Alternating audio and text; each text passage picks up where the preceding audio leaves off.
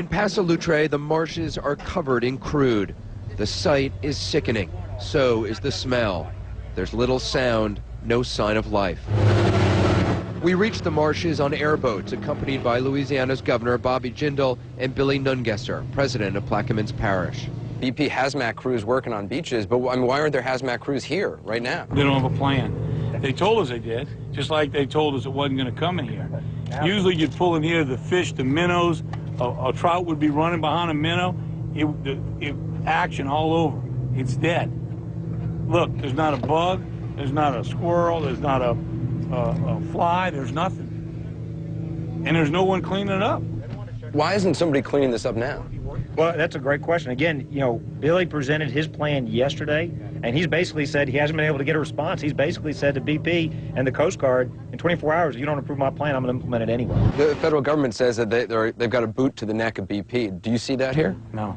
No, you know, they keep talking about the thousands of people they have, and they do have 1,000 people eating in the tent there in Venice. Why aren't you out here cleaning up? Do you see any boats out here?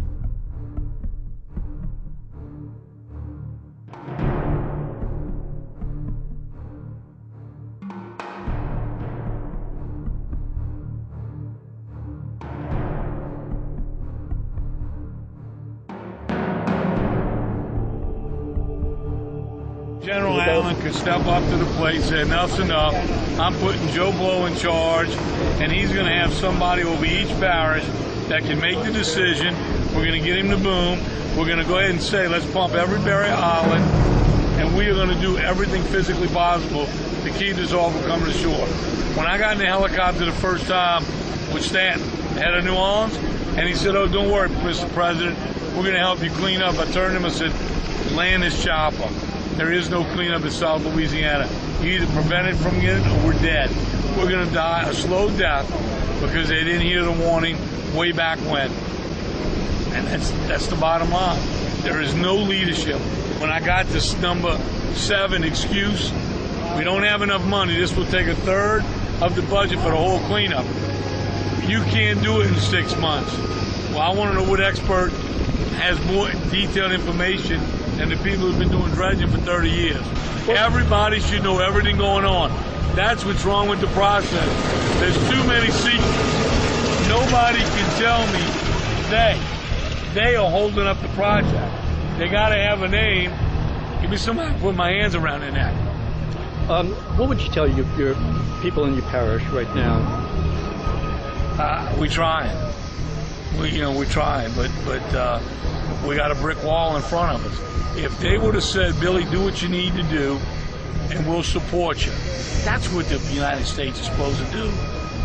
We would have had a Barry Island pump by now, because I'd have put every marsh buggy, every barge with a bucket on it. We'd have built a Barry Island. Trees would be growing by now. I guarantee you. We'd have protected it, and we'd have had 80–90% of us all outside, not in the marsh. It's going to cost 50 times what we estimated it would have spent. But what the hell is an emergency permit if they got to tear it? We spent 2 weeks putting it together. Something stinks. They were told to hold that permit up for some reason. Colonel Lee worked too hard to help us. He was excited for the first 2 weeks. When he walked into that airport on Monday evening, there was a different man. He didn't even look me in the eye. Well, we got a lot of things to look at. Well, what? A lot of procedures. Well, what are those procedures? Well, a lot of them. That is bullshit. That is a cop-out excuse. And we paying for that. We paying for it with their salaries, and we paying for it with the marshes and the wildlife in this state. And for that, it's criminal. They ought to go to jail. Is that bad? Anybody that stays in the way of doing everything physically possible, we should be throwing a kitchen sink at this place. What do you mean we don't go out in the afternoon to deploy boom? My guys were out there with flashlights last night. You know what? There's nobody in charge that has any passion for doing the right thing. It's a job to them. Guy at BP met me going through the road. I'm going home for the weekend. I'm like, Greg, I didn't even know it was the weekend. Glad you could go home for the weekend. Absolutely ridiculous. I'm asking why you don't take control of the whole operation. Again, maybe I'm just not being, over the course of several weeks, have been clear on this. It is their responsibility. They have the legal responsibility and the technical expertise to plug the hole. They're responsible, and we are overseeing to ensure that what they're doing is what needs to be done. But if they're not getting the job done, does the government just stand there as a spectator and hope for the best? Chip, there's nothing that would denote that the federal government has stood there and hoped for the best.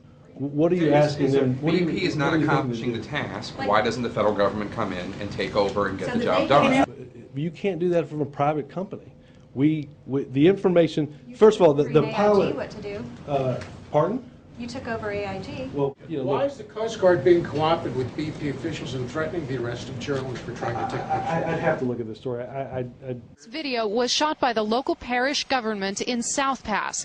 When we tried to reach the beach, seen here and covered in oil, a boat of BP contractors with 2 Coast Guard officers on board told us to turn around under threat of arrest. This is BP rule, it's not ours.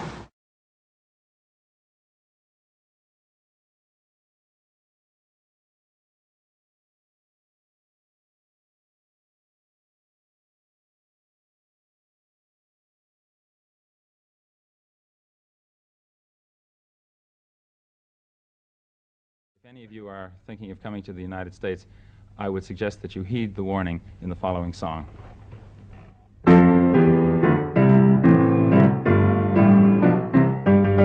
If you visit American City, you will find it very pretty. Just 2 things of which you must beware. Don't drink the water and don't breathe the air. Pollution, pollution, we got smog and sewage and mud. Turn on your tap and get hot and cold running crud. See the halibuts and the sturgeons being wiped out by detergents. Fish gotta swim and birds gotta fly, but they don't last long if they try. Pollution, pollution, you can use the latest toothpaste and then rinse your mouth with industrial waste. Just go out for a breath of air and you'll be ready for Medicare. The city streets are really quite a thrill. If the hoods don't get you, the monoxide will. Pollution, pollution, wear a gas mask and a veil. Then you can breathe long as you don't inhale. Lots of things there that you can drink, but stay away from the kitchen sink. Throw out your breakfast garbage, and I've got a hunch that the folks downstream will drink it for lunch. So go to the city, see the crazy people there, like lambs to the slaughter.